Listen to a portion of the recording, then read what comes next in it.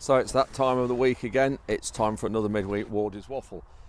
All farming this time. In this midweek update we are looking at some fields. I'm just in one of our fields here that's going to become sugar beet, but I just want to show you how wet it is still underneath. Looking at spring crops up on the heath on the light land. You saw the weaving drill put in some spring barley 2 weeks ago and our free flow at the same time, so we take a look at that. They both look really well. And also looking at general soil conditions, a little bit about spraying as well. We've been doing some spraying the last couple of days. We'll give an update on that as well. So update tonight all on farming. Just to highlight on Sunday's update, I'm going to be featuring a visit to the Boston Barrier and also to the Grand Sluice at Boston, where we had the chairman of the EA, we had Tom Bradshaw, the president of the NFU, and also Robbie Moore, the flooding minister, and about 10 or a dozen farmers and some EA staff. We were talking all about how to try and help the floods in Lincolnshire, but got some interesting footage of there and the barrier actually working, so we'll look at that. But also I'm going to go and see tomorrow another river, a bank that has collapsed in another part of Lincolnshire, so I'm going to be featuring that as well and just showing you what's gone on there, because it's a lack of maintenance that's causing this problem as well. So anyway, let's crack on with this update, and if you make it to the end, we'll see you then. Thanks very much for watching. You can see Ruben in the corner there. We've got electrical nozzle problem with the sprayer. We've got one section that's intermittent, but just spraying the wheats with a herbicide to control oats and wild oats. This is just typical of some of our wheat.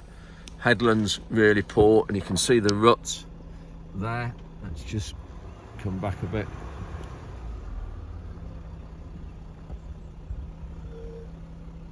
That's just typical of what a lot of our edges of our fields are like at the minute.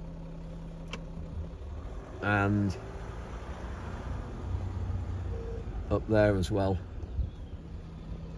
you just see water that's still wet. Talks of rain tonight, so we're not sure that we're going to get the spraying finished with the problem. Depends how long they are fixing it. It's what is it, 6:05 Tuesday evening, so we'll see whether we can get it done or not, but not looking too good, unfortunately. So just come to another block of land on one of our contract farms. This should have been in with winter wheat. It was going to be put in with spring wheat, but look across the other side of the track here. Look at that. I'm not going to walk on that because I've only just been to a meeting and got best shoes on, but just look at how wet that is across there. So just walking the dogs down this lane, and the other end of the field you've just seen on the headland, it's the same.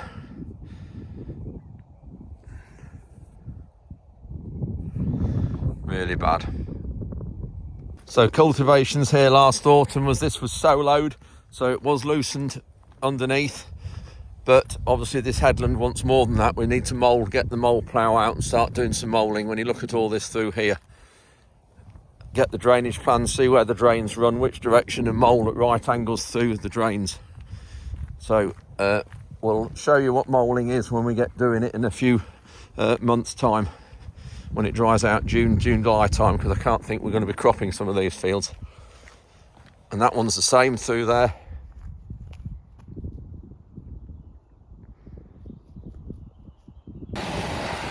So we got rained off with the spraying last night, or we stopped before the rain came. Ruben's off today, not very well, so Tom's just going to fill up out the Bowser. We've got some of the chemical, the Herbicide, one or two other bits and bobs in the Bowser. We're going to put it in the sprayer so it's all in one place, and then later if the wind drops, Tom will do it.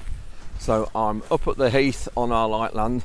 This is where we have got some a good crop of wheat. The weather up here doesn't have too much effect because it's sandy soil over limestone, and we've got a nitrogen trial going up here. I'm just walking across here with Michael, our agronomist, who is also going to become a member of the family because he's going to be marrying my daughter in the next few months. Anyway, that's another story. Just looking at this nitrogen trial, we've got some different rates going on here, where we've got all of it gone on in one go with a safener, with LiquiSafe, which is a nitrogen inhibitor which helps with the leaching of nitrogen. So we've got a plot here where we've got it all on in one go. We've got another plot where we've got half of it on 3 weeks ago, the other half's going on now. Then we've got another plot here where there is no nitrogen at all, and you can just see how what it looks like. So we're going to take this to yield, and this plot will not have any nitrogen whatsoever going through to harvest, so we'll see what the crop yields. So you can hear the skylarks singing above. Well, I can, but it's very windy, but I've got the muffled microphone with me. You can see by the way the crop's blowing. But this here is the area that's had no nitrogen. Half a sprayer breed. I didn't want to do any more than that. And just look at the difference. And so the idea is we'll come through with the combine. We'll have one cut with the combine straight through here, right, full length of field. We know how long the field is. And we'll weigh the wheat we get off this plot, and then weigh all the other plots we get with the combine breed through, and just see what the difference is. When I say a breed of anything, that's the width of the machine once through the field. A breed is once through a field. So we'll do that with the combine. It will fit down there, and then we'll have a cut out side here, because this is another different rate and different timing. They all look the same now from here, but they are slight different, so we'll see what the yield. But you can just see how this crop doesn't tiller out much, and when you look, it doesn't want to be any thinner. Hear the skylarks singing. So this land, it needs a high seed rate when we put it in. Anyway, we'll keep you informed and keep coming up to here looking at this, but big difference here. This is the field that we had sugar beet up on the Heathland, and it was done with the solo and the press and drilled with the free flow. The day after we had the weaving drill, it's just across the road, we'll look at in a minute. Come really well. The only thing is that you can see the GPS on the sprayer's a bit wiggly. I need to sort that out. But really pleased with this. This is spring barley, variety called Laureate. This is a malting variety. So this was planted at 350 seeds a square metre, which I think was about 175 kilograms a hectare. But we can set the drill box in seeds per square metre, and it's easier to visualise it to me. It's easier to visualise seeds a square metre rather than kilograms a hectare. So you've got your extra thick bits here, you can see. That's where Tom went out and the drills just overlapped coming down the field compared to the headland going that way. You can just see there's another dark bit there. Just needs that just overlapping a bit less than that, because you've obviously used extra seed there. Pleased with this, what it looks like though. So it's a 54 acre field on Lincolnshire Heath. Really good this land when you've had a wet winter like we've just had. So yeah, pleased with what this looks like. So we'll just nip across the road and look at the field that the weaving drill worked in. So just come into this other field, and this is where we've had the weaving. You can see the row widths are a bit wider. I think possibly it just looks a bit more forward, this crop. When I say forward, a bit bigger.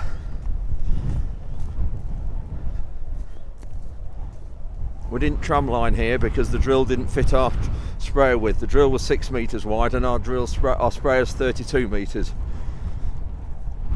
But spacing on this drill just wants looking at a little bit. There's 2 rows close together and a bigger gap, but looking really good here. So this is also Laureate and also drilled at the same seed rate. And the row spacing here is 16.5 centimetres, whereas our free flow drill just across the road, it's 12.5. Just in the field, again up on the heath, that we planted wheat after early lifted sugar beet. Well, early lifted, it wasn't early lifted, it was lifted probably just before Christmas. Put it in with winter wheat, variety cranium in here, and but it wasn't that level. The solo wasn't set up right, and you can see it's left it very wavy. And when you look across here, the establishment germination is not brilliant. But since then, you saw us in another video setting up the solo and levelling it up, so we hopefully have rectified that now. You can see here some gaps there. This is where, so that would be in a high spot, that would have been a high spot. And you can see all the way across here we've got a few gaps and things there. Just looking at spraying and putting herbicide on, because it hasn't had anything yet. You can see all the broadleaf weeds.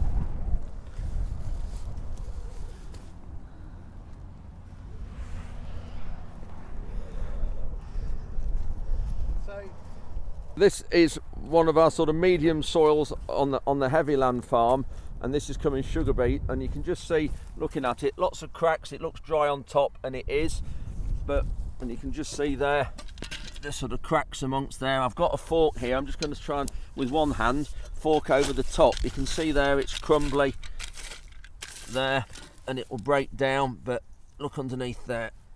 If we can go there, that's not too bad. A little bit plasticine, but not too bad. It shows it is drying at depth a little bit, but it's when you get into these low spots, such as in here, in there, that it's wet. And I'll just dig one out in a minute. I'll just go and find somewhere. Let's just dig out here if I can get into it. Let's just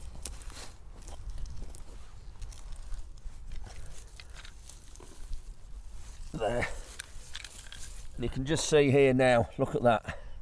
That is what it's like underneath. Look there, just like plasticine, just sodden that is.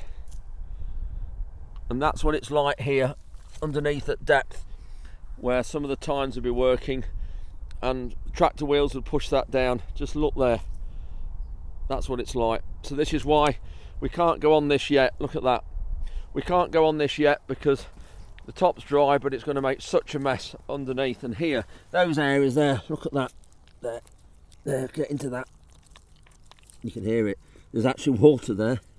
Look at that, you can just see it all shiny. That's how wet it is on this Heathland underneath. Still not looking good at all. So we will get the sugar beet in on this ground. It might be probably, I don't know when, another month maybe before we get it in. Last year it was early May, which was way too late, but it was too wet to get it in any earlier. Yeah, look at that, that's how wet it is.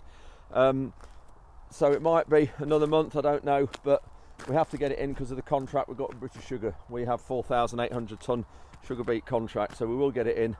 But and the baked beans, the Herbicide beans rather, we'll get those in. The Capulet beans, should I say, that's what we're calling them, that's the variety. We will get those in, but I think we're going to have a lot of the other farm will probably remain unplanted. Big black cloud here, you can see above me at the minute.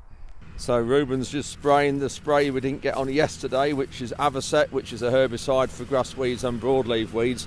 Look at the blue spray, that's the blue boom lights, so you can see the spray from the cab to see if the nozzles are blocked or not. It shows up really well, that does.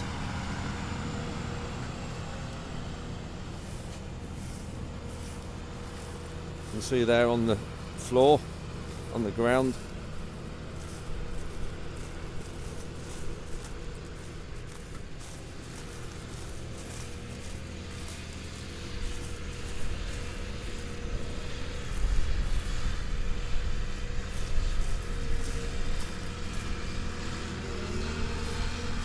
Yeah, it works a treat, they do.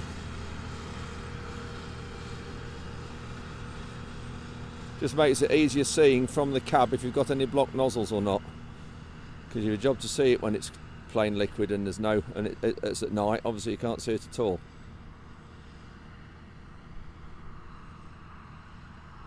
So this is one of the winter wheats that was planted in October, early October last autumn. Not too bad, little bit thin in places when you look down there, but not too bad. But this sprays for wild oats as well as broadleaf weeds that we're putting on. There are quite a lot of wild oats. There we go, there's one. That's a wild oat there. Just see if I can get it zoomed in a bit, or zoom out, there we go. That just shows, and it will take those out there. Quite strong those are. So you might wonder why are we wanting to control the wild oats and kill them. It's because they are really, really vigorous. And one wild oat plant will actually smother out wheat plants. And then they drop a lot of seeds on the floor. And then next year you get a lot more wild oats and things like that. And blackgrass is the same. And it becomes really competitive, and it smothers out the wheat and reduces the yield of your winter wheat. So this is why we need to take out those wild oats.